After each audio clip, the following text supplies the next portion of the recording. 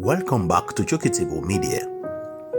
Do you know that Senator Natasha Akpoti has issued an apology letter to Godswill Akpabio, the Senate President in Nigeria? We all remember what is going on, and we knew what actually earned Natasha Akpoti a big suspension for 6 months. If you forgot, we are talking about the sexual harassment allegation laid at the doorstep of the Senate President, Godswill Akpabio. But right here, this apology letter written by Natasha Akpoti, you need to listen to it. Listen to the discussion of the experts on the Rise Television and the opinion of people on social media and in the newspaper as well. Talking about the apology letter, that it is actually not an apology letter, it's a satirical form of letter whereby Natasha Akpoti, the senator, was actually teasing and pushing and kicking and like a kind of pinching the Senate President. I need you to listen to the letter, being read out, and you listen to the comment from the social media and the expert on the table for Rise Television. Happy viewing. Let's watch together. This is Chokitable Media. Now, this letter goes on to say, from the desk of Senator Natasha Akpoti Pology, I'm going to read this very quickly. Dear distinguished Senate President Godswill Akpabio, it is with the deepest sarcasm and utmost theatrical regret that I tender this apology for the grievous crime of possessing dignity and self-respect in your most exalted presence. I have reflected extensively on my unforgivable failure to recognize that legislative success in certain quarters is apparently not earned through merit, but through the ancient art of compliance of the very personal kind. How remiss of me not to understand that my refusal to indulge your requests was not merely a personal choice, but a constitutional violation of the unwritten laws of certain men's entitlement.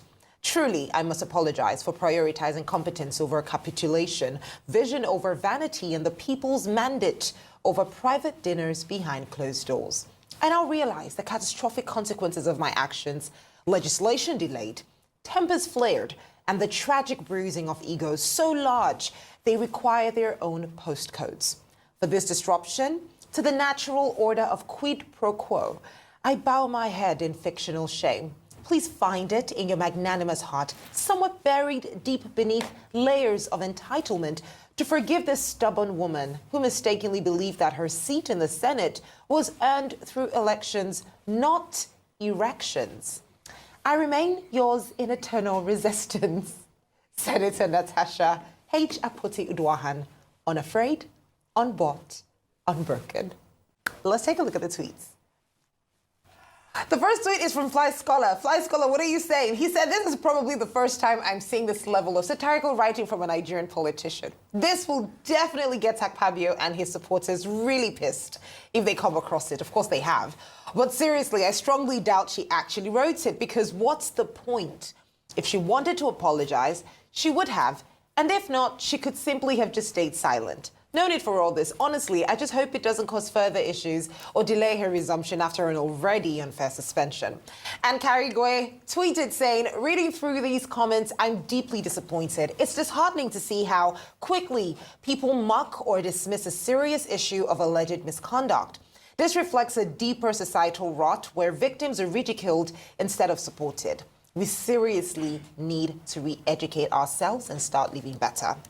Well, there you have it. That was a letter. First of all, I have to just give it up to whoever wrote it. If not anything, just for the pun intended in the letter. The person is definitely the witty nature of the letter, definitely true artistry in the skill in putting together that letter. But now to the point of what the letter was for. She was expected to apologize, because we know the suspension was because of the disruption that was caused in the House. That's what she was told she was suspended for. But she says, no, it's not about this. It's because there are other issues that are influencing some of these cherry picking of issues to handle, which in turn led to her changing her seat.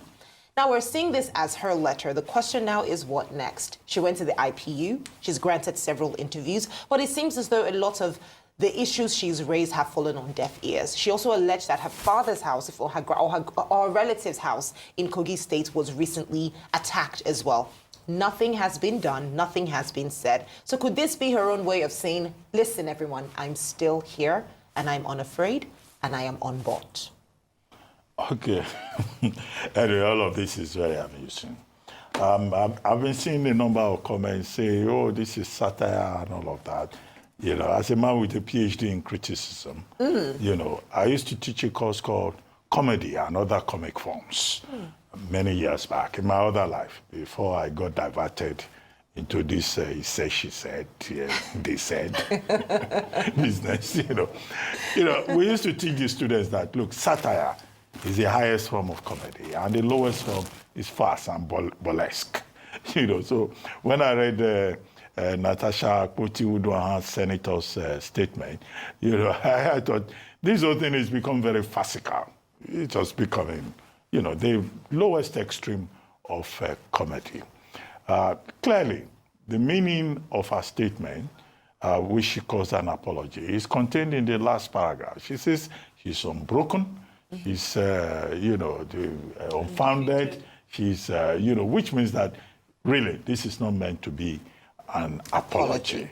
And, you know, many people will be amused by all that play on erection as opposed to election, theatrical register, and all of that. Well, whoever wrote that, you know, a lot of sarcasm contained there. I won't say wit. William Hazlitt was the one who wrote an essay on wit. So that's a whole theoretical subject, what the meaning of wit is. But don't let me be pedantic, you know. But I think, look, we should just return to the basic issues. Yes. The basic issues about allegations of sexual harassment, the request for evidence, the matters that are in court, because there are now so many dimensions. Sandra Duro, who used to work with us at Hints magazine many years ago, when I used to do romance journalism. I've seen her also on social media, you know, posting a number of things and raising allegations. I think in all of this, the key issues may be lost in translation. I think it's the key original issues that we should focus upon. The allegation, is there any evidence possible? The matter that is before the court, and then, you know, the larger issues that others have raised about the connection between this and politics and women empowerment and responsibility. Those should be the serious issues. But I guess Nigerians will enjoy the entertainment, the burlesque, you know, and the absurdity, you know, to which, in terms of the level, all of this has been stretched. Yes, you know, Kachi, when I saw this, I was online when I saw it being uploaded, when I saw the post show up on my feed. And my initial response, I was just telling Dr. Abati, I thought she had been hacked because I couldn't, I surely did. When I read it, I was a little bit confused. But, you know, we often talk about how we reduce most things to humor. Yes. You know, no matter how serious they are, we always find a way to create humor around things. Maybe it's a coping mechanism for, you know, it's the survival strategy to just get us through some hard times. And possibly this is what that is. But I felt that it was unnecessary.